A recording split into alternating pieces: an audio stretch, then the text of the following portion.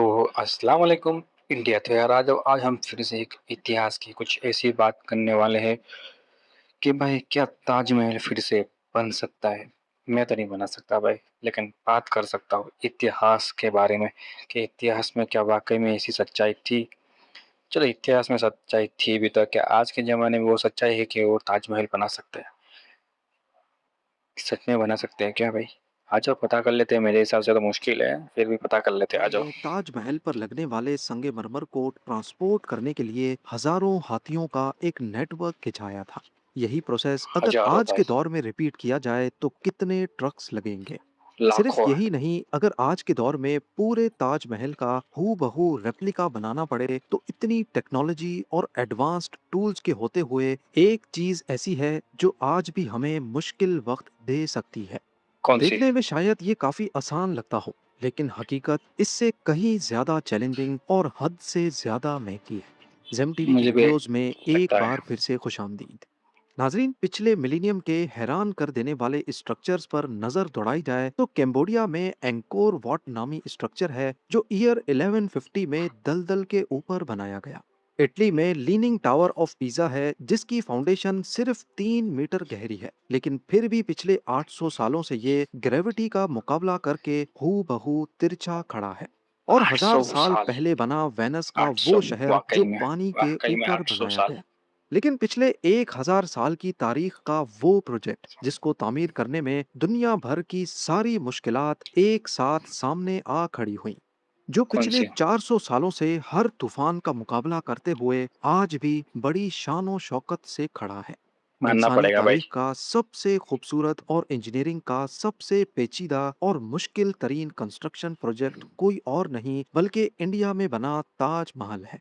1631 okay. में शाहजहां की बीवी मुमताज महल के गुजरने के बाद इसकी कंस्ट्रक्शन शुरू हुई और 22 सालों के बाद 1653 में ये मुकम्मल तौर पर तैयार हो गया। 22 ताजमहल के डिजाइन सालों से के लेकर बाद इसकी मुकम्मल हुआ कंस्ट्रक्शन भाई तक ये। लाजवाब इंजीनियरिंग टेक्निक्स का इस्तेमाल किया गया। जैसा कि यमुना रिवर के किनारे का वो दलदली इलाका जहां कोई भी आम इमारत आसानी से जमीन के अंदर धंस सकती थी, वहां इतना भारी स्ट्रक्चर सदियों तक खड़ा करना किसी मौजजे से कम नहीं है। सिर्फ यही नहीं, इसके बाहर की तरफ झुके हुए मीनार संगमरमर को कीमती पत्थरों से तराश कर की गई लाजवाब परचीनकारी और नीचे से ऊपर तक एक ही साइज में दिखने अरे वाली बाप रे बाप! कैलीग्राफी। और फिर आते हैं इसके बेमिसाल ऑप्टिकल इल्यूजन्स, जिसे हम द श्रिंकिंग इल्यूजन भी कहते हैं। यानी दूर इल्यूजन के बाहर से कैसे? देखने पर ताजमहल बहुत बड़ा दिखता है, लेकिन जैसे जैसे आप इसके करीब जाएंगे ये छोटा होने लगता है। क्या ये बात दिन कर रहे हो में भाई? सूरज की रोशनी के साथ अपना रंग भी बदलता है। रंगत तो रंगत, इसको बनाते वक्त इस चीज का ख्याल भी रखा गया कि कहीं ताजमहल पानी के अक्स में भी धुंधला नजर ना आए। सामने बने क्या पॉन्ड्स में बात जो है! फवारे लगाए गए उनको भी ऐसे डिजाइन किया गया कि जब वो चले तो ताजमहल का अक्स पानी की लहरों में भी खराब ना दिखे। इस बात में रत्ती बराबर भी शक नहीं कि ताजमहल सिर्फ 400 साल पहले का ही नहीं बल्कि आज के मॉडर्न एरा, मॉडर्न कंप्यूटर्स और स्ट्रक्चरल इंजीनियरिंग के हिसाब से भी एक state of the art design है। चार वाक़ई सदियों में पहले जिन मुश्किल बीस है। हजार कारीगरों ने इसको बनाया, कहा जाता है कि शाहजहां ने उनके हाथ कटवा दिए ताकि वो दोबारा कभी ऐसा शाहकार ना बना पाए। इस अरे दावे में बाप रे कोई बाप! हकीकत तो नहीं है, लेकिन अगर आज दोबारा कोई ताजमहल बनाना चाहे तो क्या वाकई ऐसा मुमकिन भी हो सकता है या नहीं? और अगर ऐसा मुमकिन है तो आज के दौर में इस पर टोटल कितना खर्चा आएगा? आइए स्टेप बाय स्टेप एक एक चीज की कैलकुलेशन देखते हैं। देखते हैं सबसे भाई। पहले बात यार, करते हैं फाउंडेशन की। किसी भी मेगा स्ट्रक्चर का सबसे अहम पार्ट होता है उसकी फाउंडेशन। ताजमहल के मामले में दुनिया के बड़े बड़े इंजीनियर्स तब दंग रह गए जब उन्होंने देखा कि ये लाखों टन वजनी स्ट्रक्चर किसी ठोस जमीन पर नहीं बल्कि एक दलदल पर खड़ा है। ताजमहल को यमुना नदी के बिल्कुल किनारे बनाया गया, जहाँ की मिट्टी हमेशा गीली और दलदली रहती है। अगर आज किसी इंजीनियरिंग फर्म को नदी के किनारे ऐसा कोई स्ट्रक्चर खड़ा करने का कहा जाए, वो भी बिना कंक्रीट फाउंडेशन के, तो यकीनन कोई सामने ही नहीं आएगा। लेकिन 1632 में मुगल इंजीनियर्स ने एक ऐसी टेक्निक निकाली जो आज के कंक्रीट दौर में भी किसी चमत्कार की तरह टिकी हुई है। मुगल इंजीनियर्स ने सबसे पहले इस दलदली इलाके में हजारों गहरे कुएं खोदे। जब तक उन्हें नीचे ठोस जमीन नहीं मिल गई वो खोदते ही रहे।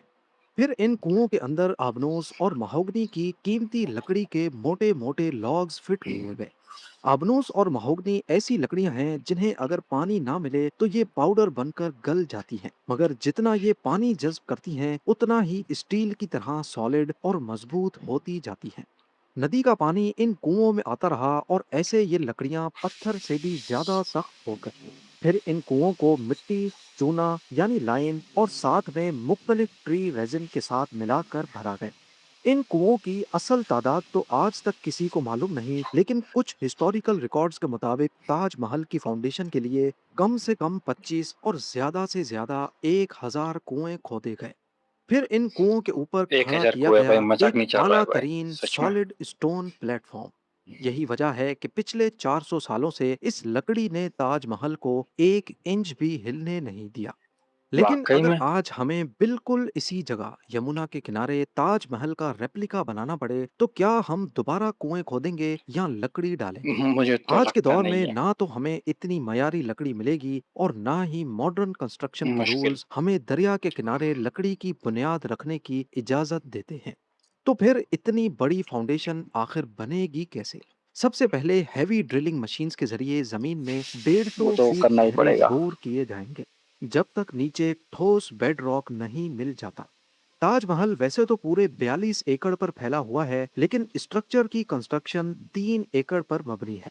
अगर सिर्फ वाकई इतने में। एरिया का ही हिसाब लगाया जाए तो मजबूत फाउंडेशन के लिए 600 सुराख होंगे, वो भी 1.5 मीटर चौड़े। तब जाकर डेढ़ हर मीटर सुराख के बीच 10 फीट का गैप आएगा, जो कि बाप रे। मॉडर्न इंजीनियरिंग के मुताबिक बिल्कुल परफेक्ट गैप है। फिर उन सुराखों के अंदर स्टील पाइल्स या स्टील की बार्स ठोकी जाएंगी और फिर वाटर जाहिर रेजिस्टेंट सी बात है। कंक्रीट से एक एक सुराख को भरा जाएगा। जब ये सब सरफेस पिलर्स या पाइल्स सूख जाएंगे तो उनके ऊपर 5 मीटर मोटा कंक्रीट का स्लैब डाला जाएगा, यानी 3 एकड़ का एरिया और 5 मीटर मोटा। ये ओके। 60,700 क्यूबिक मीटर कंक्रीट बनता है। ये कितना कंक्रीट है इसका अंदाजा इस बात से लगाएं कि इस एक स्लैब को भरने के लिए कंक्रीट सप्लाई करने वाले तकरीबन 7,500 से ज्यादा 7,000। बड़े अरे मिक्सचर बाप रे ट्रक्स बाप। लाइन लगाकर खड़े करने पड़ेंगे। चलिए सच में। अब इस फाउंडेशन का खर्चा देखते हैं। जमीन की कितना? तैयारी के लिए 42 एकड़ पर जो कोफर डैम बना ताकि पानी कंस्ट्रक्शन साइट तक ना आए, सिर्फ उसमें ही 20 मिलियन डॉलर्स का खर्चा आएगा। 20 उसके बाद मिलियन 1.5 डॉलर मीटर मोटे 600 वाह। से ज्यादा स्टील पाइल्स और वाटरप्रूफ कंक्रीट की कीमत आज के दौर में लगभग 100 मिलियन डॉलर्स बनती है।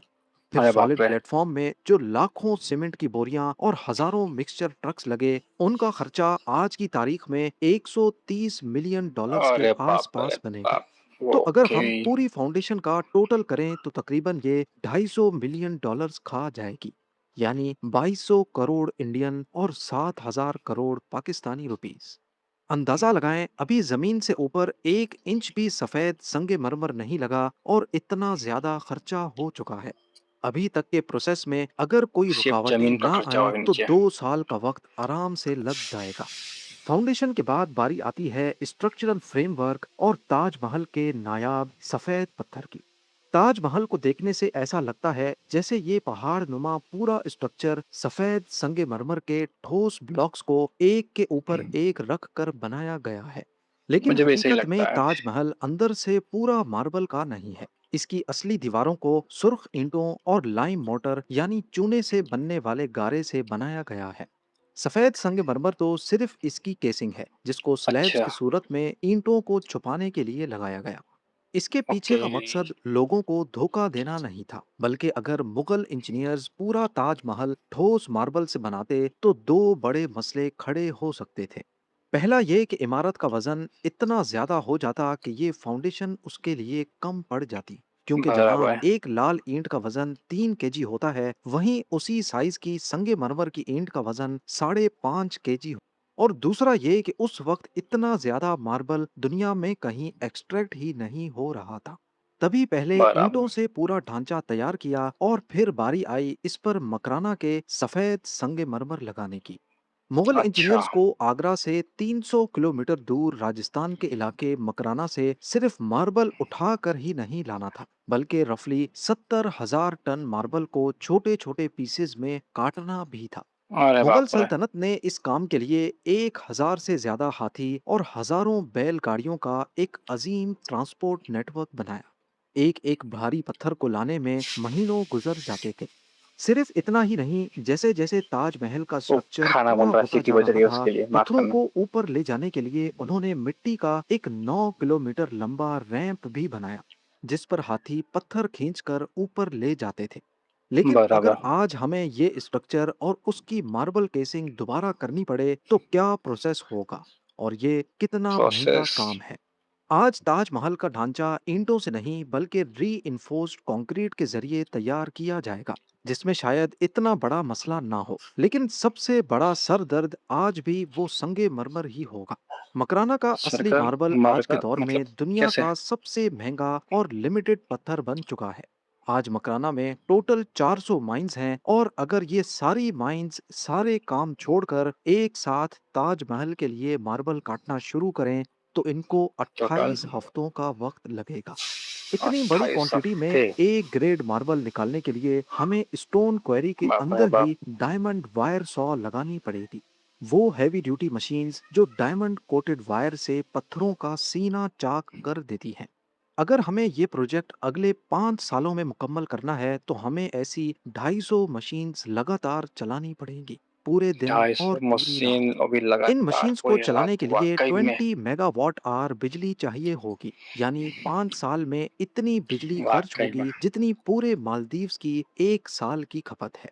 8 लैक्स बाप रे बाप! 64,000 मेगावाट आवर्स। पत्थर की कटाई से हटकर अगर हम इसकी ट्रांसपोर्ट पर गौर करें तो 70,000 टन मार्बल को मकराना से आगरा लाने में 1100 से ज्यादा ट्रक्स लगेंगे। 7 से 8 महीनों के इस ट्रांसपोर्ट ऑपरेशन में कंस्ट्रक्शन साइट पर हर 15 मिनट बाद एक ट्रक पहुंचेगा। अब जानते हैं इस सब का अंदाजन खर्चा। ताजमहल के ग्रे स्ट्रक्चर में स्टील और कंक्रीट फ्रेमवर्क का काम रफली 150 मिलियन डॉलर्स में होगा। मार्बल की ओके, बात की जाए तो मकराना की बची कुची सबसे गहरी माइंस को लीज पर लेने का खर्चा, उसकी एक्सट्रैक्शन और 70% से भी ज्यादा जो मार्बल वेस्ट हो जाता है, ये सारे खर्चे मिलाकर 550 मिलियन डॉलर्स का फिगर अरे बनता बाप है। रे बाप! डायमंड कटिंग सॉ 500 और मिलियन उनकी डॉलर 5 साल की बिजली का बिल कम से कम भी 300 मिलियन डॉलर्स, और अरे 1100 बाप रे ट्रक्स की बाप! ट्रांसपोर्ट का बिजली खर्चा का बिल, 80 मिलियन डॉलर्स। यानी कुल मिलाकर ढांचा बनाने और मार्बल अरेंज करने में लगेंगे 1,080 मिलियन डॉलर्स। दस ओके, हजार दो सौ साठ करोड़ इंडियन, जबकि 30,200 करोड़ पाकिस्तानी रुपए। अभी करेंसी। फाउंडेशन भी तैयार है मार्बल और कीमती पत्थर समेत ढांचा की। लेकिन अभी इस वीडियो का सबसे खतरनाक और दिलचस्प मरहला बाकी है। वो काम कैसे? जो दुनिया की कोई मॉडर्न मशीन, कोई 3D प्रिंटर या कोई लेजर टेक्नोलॉजी आज भी नहीं कर सकती। क्या? पर्चीकारी, यानी हाथों का हुनर। ओके, ताजमहल की दीवारों पर ये जो रंग बरंगी फूल बने हैं, ये कोई आम पेंटिंग नहीं बल्कि ये संगे मरमर के अंदर कीमती पत्थरों को तराश कर फिट किया गया है। इस अरे बाप मुश्किल रे बाप! तरीन आर्ट को पीटरा डोरा या परचीनकारी कहते हैं। मुगल दौर अच्छा, में इस काम के लिए पूरे इंडिया, पर्शिया यानी ईरान और सेंट्रल एशिया से हजारों आर्टिस्ट्स को जमा किया गया था। पीटरा अरे डोरा बाप रे! का तरीका ये होता है कि पहले सफेद मार्बल के अंदर एक फूल का नक्शा बनाकर ठीक उसके साइज अच्छा, का सांचा काटा जाता है, सिर्फ कुछ बराबर। मिलीमीटर्स गहरा। फिर ठीक उस सांचे की शेप का दूसरा कीमती पत्थर उसके अंदर फिट करके उसको इतना अरे बाप घिसाया रे! ये जाता कैसे? है कि दोनों पत्थरों की एजेस के बीच बाल बराबर भी जगह नहीं बचती।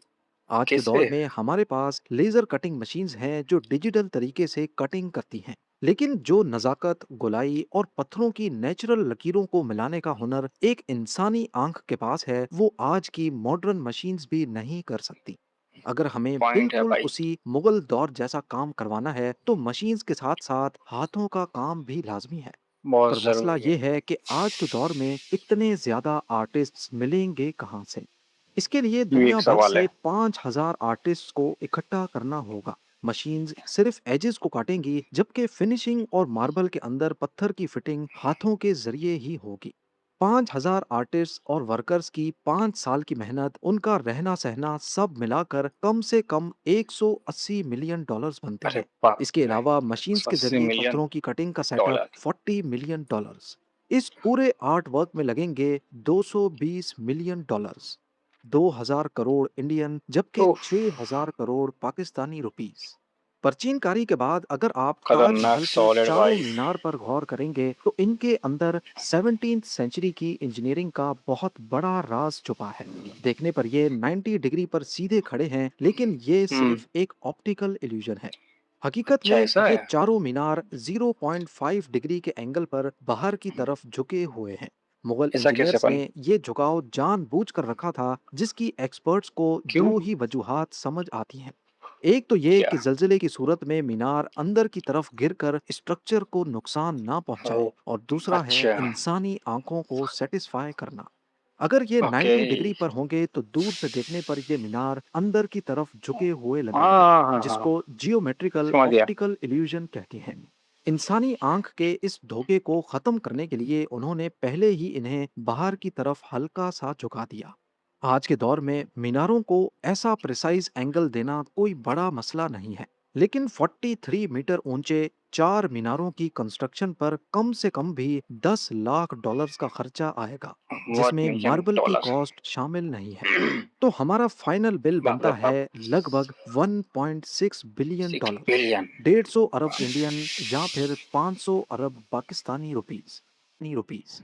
यहाँ एक अहम पॉइंट ये भी है कि ये सिर्फ स्ट्रक्चर बनाने का खर्चा है, ना तो अरे इसमें बाप रे! 42 एकड़ जमीन खरीदने की कीमत है, और ना ही अरे कंपाउंड के जमीन अंदर भी? गार्डन, पूल्स और फवारों की कीमत शामिल है।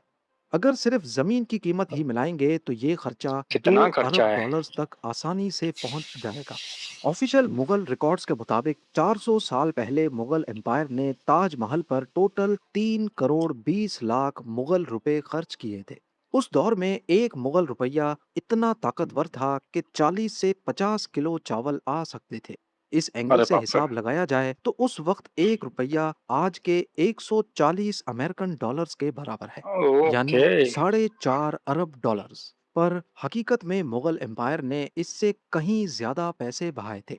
ऑफिशियल रिकॉर्ड ऐसा से है। ये भी साबित होता है कि उस वक्त ताजमहल को बनाने में मुगल एम्पायर की टोटल इनकम का 15% खर्चा हुआ था। उस वक्त अरे मुगल बाप रे एम्पायर की बाप! सालाना इनकम 20 से 25 करोड़ रुपया थी। ये काफी हैरत की बात है कि कोई सल्तनत अपनी इनकम का 15% सिर्फ किसी की याद में बहा दे। क्या आज कोई मुल्क अपनी इनकम का 15% किसी ऐसे प्रोजेक्ट में लगा सकता है जिसका इम्पॉसिबल दूर है। दूर तक कोई फाइनेंशियल फायदा नजर ना आए? जवाब है मुझे भी नहीं कभी लगता। नहीं। मुगल इंजीनियर्स ने सिर्फ पत्थर पर पत्थर नहीं रखे सॉलिड थे, है भाई, उन्होंने उस मानना वक्त की पड़ेगा। दुनिया की सबसे अमीर सल्तनत का सारा जुनून इस सफेद संगमरमर के अंदर कैद कर दिया था। रही बात इस सवाल की कि क्या ताजमहल दोबारा बन सकता है, टेक्निकल तौर से बन तो सकता है, लेकिन ऐसा जुनून शायद ही कभी पैदा हो। ताजमहल दुनिया में पॉइंट सिर्फ है, एक ही बार बन सकता था और वो बन गया। बन उम्मीद गया, है जेम टीवी पॉइंट है। की ये वीडियो भी आप लोग भरपूर लाइक और शेयर करेंगे। आप लोगों के प्यार भरे कमेंट्स का बेहद शुक्रिया। मिलते हैं अगली लेकिन शानदार वीडियो मेरे में। हिसाब से नामुमकिन है भाई, इतना आसान लगता है उतना है भी नहीं। उफ़! मेरे तो होश ही उड़ गए इतने खर्चे देख के, कभी सुना नहीं था इतने पैसे के बारे में। तो हाँ, फिलहाल तो मिलते हैं अगली वीडियो में। अस्सलाम वालेकुम।